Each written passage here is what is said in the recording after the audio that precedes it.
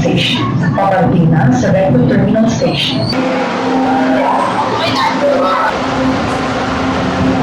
Grabe, parang mas maraming kakainan dito sa Recto Station. May rice meal, tinapay, pasta, buko, bento Manila, syempre ang forever siomai.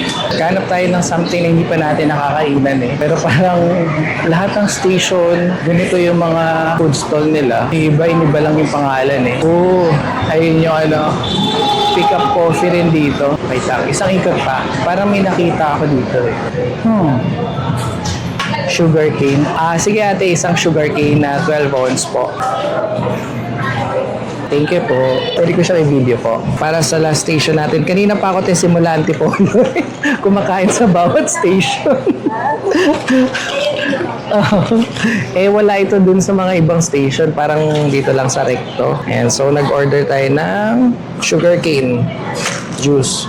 Di pa ako actually nakakatikim ng sugar cane eh. Kanina lychee. Authentic po siya po. Ayan.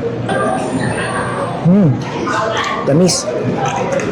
Ay hindi. Hindi siya sobrang tamis. Na hindi naman masakit sa lalamunan. Tama lang siya na refreshing siya. Yung tipong kahit inumin mo ng diretso, mare-refresh ka. Pero ito ate, ano lang siya, yung puro lang po ngayon. Parang may mga sugar cane din ate sa Binondo eh, no? Kaya drinks yung binili ko ngayon kasi kanina pa sa Antipolo Station, puro tayo rice, siomai, noodles, puro mga desserts. Hindi pa tayo uminom masyado ng tubig and yung mga refreshments. Kaya ngayon, ito, tinikman natin yung sugar cane pero actually maraming food stall dito sa Recto. Parang ito yung pinakamarami.